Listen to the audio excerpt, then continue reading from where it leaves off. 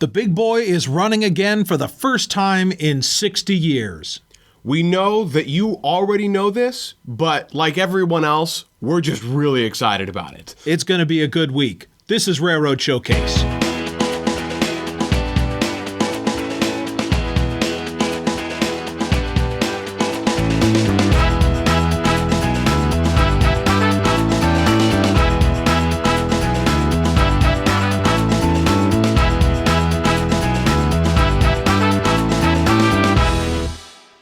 This episode is being filmed on Saturday, May the 4th. So we didn't make it out to Cheyenne, but we just recently saw the live stream that Trains Magazine did, and Big Boy has been inaugurated. The champagne bottle was broken, and it is rolling out of Cheyenne. We weren't able to cover that in person, but we are going to shortly be headed out to Ogden to try to get footage to bring to you in a couple of weeks.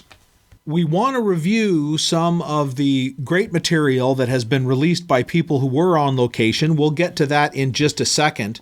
Some people on the episode that we put out a couple of weeks ago listened to our comments and mistakenly thought that we were criticizing the UP Steam team, and that's not the case. We are not on that bandwagon. We're not signing up with one side versus another, and we certainly were looking forward to seeing the engine run successfully. Absolutely. We only wished them the best of success. It doesn't do anybody any good to see them fail, and the kind of people who wanted to see them fail are the kind of people who enjoy watching people trip and fall downstairs.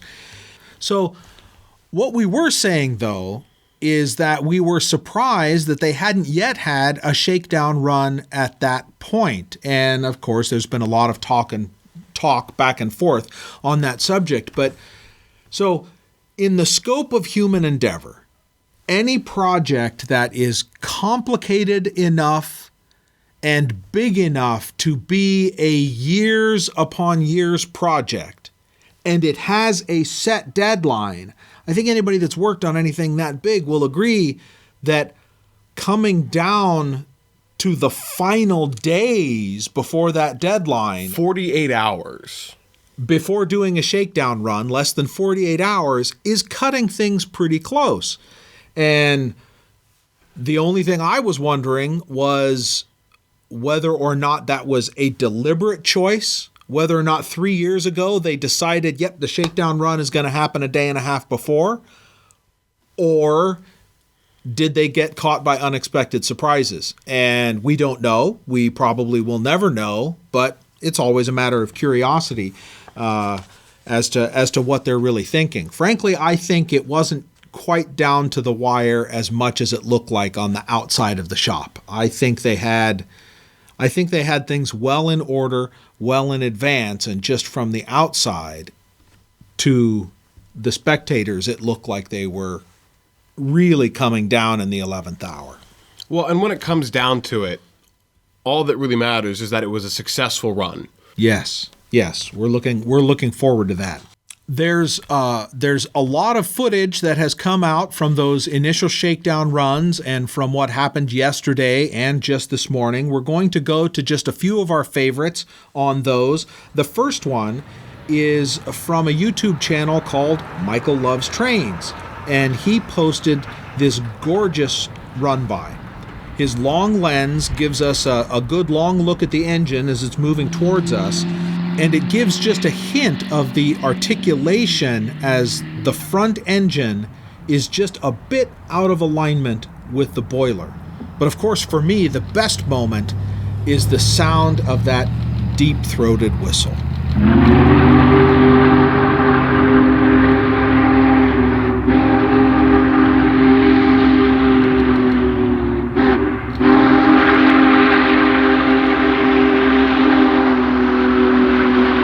The next video we really liked was by Skip Weitman on his Steam UP channel. His video was a lot less stable since it was shot from a moving car, but these first pacing shots are wonderful. We can also see the small steam leak past the packing on the front right piston rod. The engineer opens and closes the cocks, perhaps trying to make sure one of them isn't stuck open.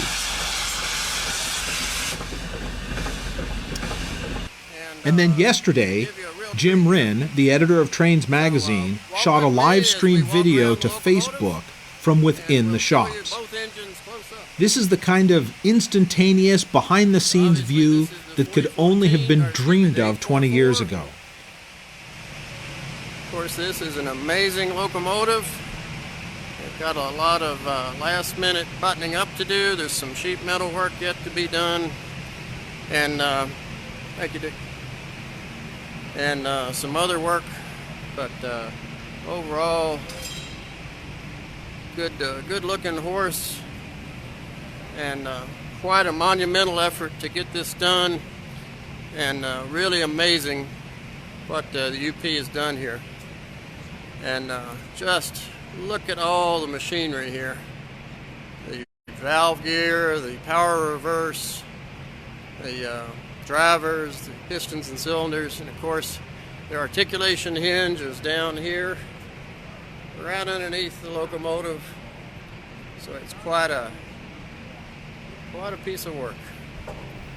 You know, I really appreciate the fact that Mr. Wrinn is a true steam man. We also want to give a big shout out to our good friend Scott Kennedy, who was there and got some of these awesome shots. Thanks for sending them to us, man. We really appreciate it.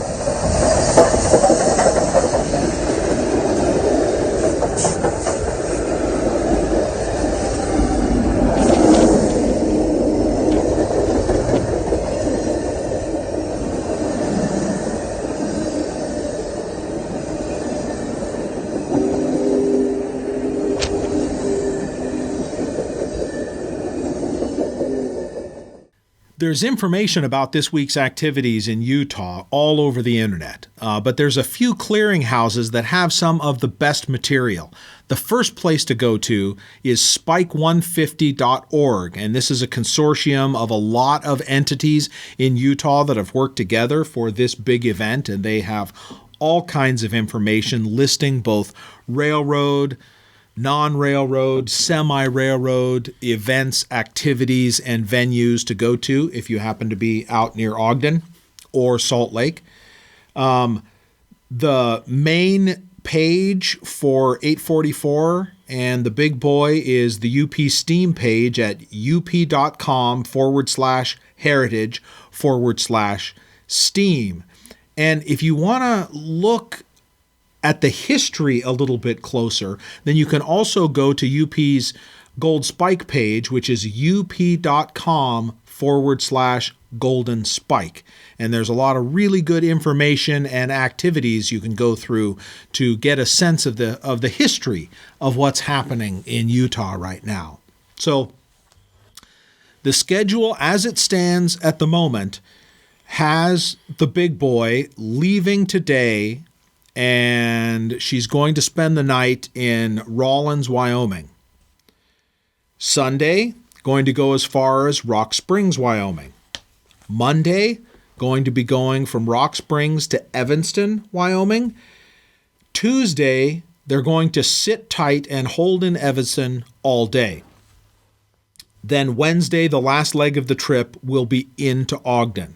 On Thursday, May the 9th, they will be holding the Ogden Heritage Festival, when the big boy will participate in a ceremony and be on display for the day. Friday, May 10th is the big day at Promontory Summit. Out at the National Historic Site, they're going to have a recreation of the event, and that's really the big party. Sure hope you got your parking pass, because their website indicates that the parking passes are now all sold out. There's no admission to get in, but there was a price for the parking passes, and I suppose you could probably still come if you could find someone else you can hitch a ride with, or if you're willing to park your car a very long ways away. So both Friday and Saturday, 4014 and the 844 are going to remain in Ogden on display at Ogden Union Station. And then Sunday is when they will start their trip back towards Cheyenne, following roughly the same type of schedule as they had on the way out. We didn't make it out to Cheyenne, but we are planning on being in Ogden and in Promontory, so you might see us there. And we've got a special code word for you guys.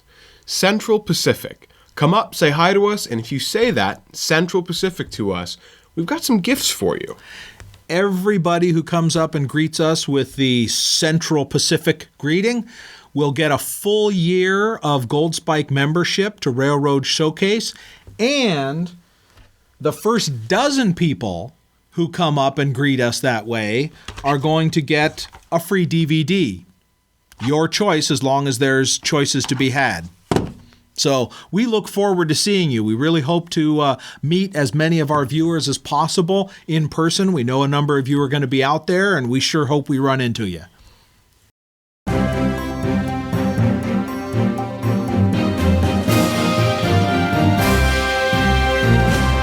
AMTRAK has been in operation since 1971 and is now in its 48th year. They just announced that they are up 1.3% over last year's ridership and expect that number to keep climbing. They are so confident, in fact, that they believe for the first time in its history they will break even by the fiscal year 2021. For the last 18 months, Capital Corridor has seen a steady increase in ridership, with a cumulative growth of 7.2%, moving 1.7 million people in the last year alone. Ridership isn't the only thing increasing for them, though, with their revenue-to-cost ratio up to 62% and their customer satisfaction rate reaching 91%. The company attributes these areas of growth to the higher housing costs in San Francisco, driving people to find housing elsewhere, such as Sacramento. The Massachusetts Bay Transportation Authority has just signed off on new contracts for both a new station and the renovation of 27 of their F40 units.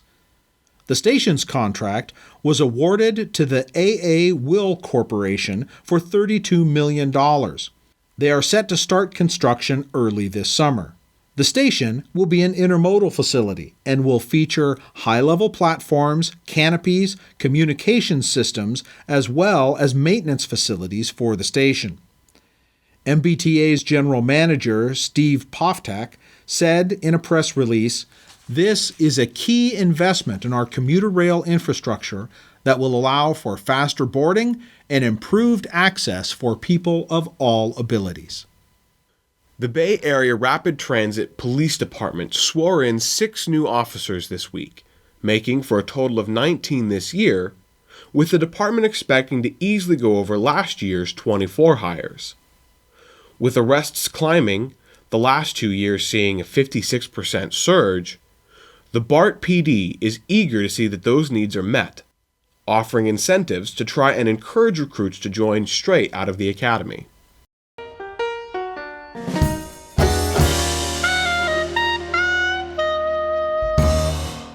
So in one of our first episodes that we put out, we showed a method of rail welding that used thermite. This time, though, we have a more high-tech method brought to you by the SCHLATTER group.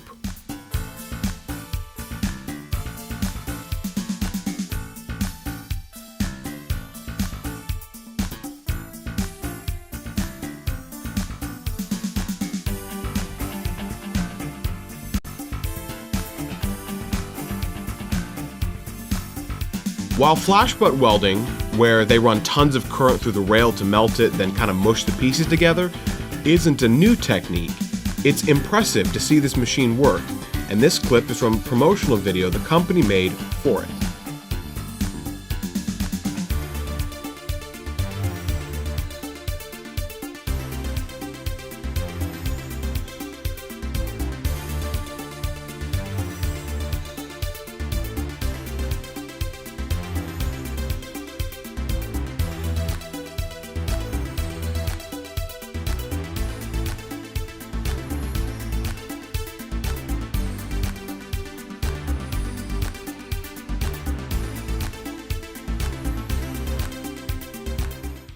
For any of you who haven't had young children for a while, you may not know who Chugginton is. I didn't know, so I had to look it up. Chugginton is a popular kids cartoon about trains that is geared toward younger children.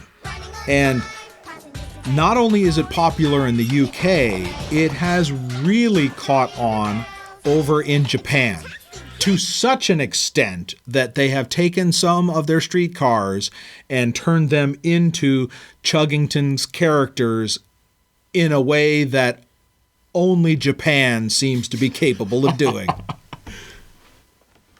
So we're obviously super excited for the 4014 and the shots that that's going to bring. And there's going to be a ton of people, foamers and others, who would sell their left kidney to get the perfect shot for that run by. But UP is also aware of this, and they wanted to make sure that people were making sure to stay safe while around the engine. This webpage was specifically made for this event, with Ed Dickens himself saying a few words of advice. Hi, I'm Ed Dickens with Union Pacific Steam Program. There's nothing better than taking our historic equipment out for all of you to see. But there's something we need to ask you to do. Please keep safety first. Always cross the tracks at designated crossings. Look both ways and then check again. Remember, trains can come from any track at any time from any direction, and they're often much quieter than you would expect. Stand back. Trains are at least 3 feet wider than the rails, and the big boys even wider yet. Risking your safety around trains is never worth it. Please take a moment to share these details with your family and friends. Thank you very much for watching.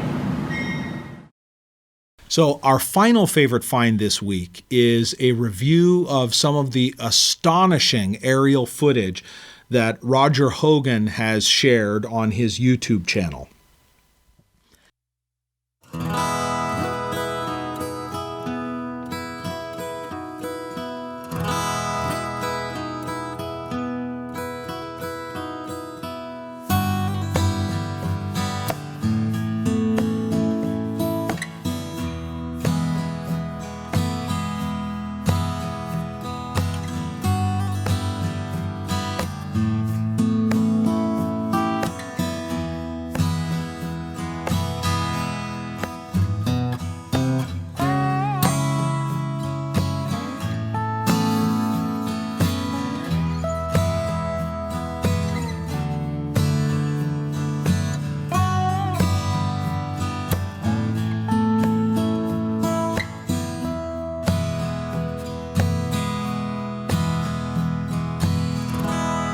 These few clips here demonstrate clearly the quality of the images and the quality of flight that he is able to get out of his equipment. If you enjoy the idyllic scenery around that part of the country, we encourage you to go to the Roger Hogan YouTube channel.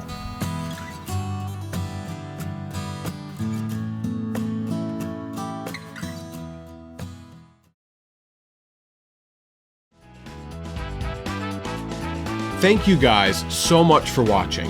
Are you going to be in Utah this week? We are. If you see us, say hi. We're looking forward to seeing you. Please be safe out next to the tracks. And remember, keep your hand on the throttle and your eye on the rail.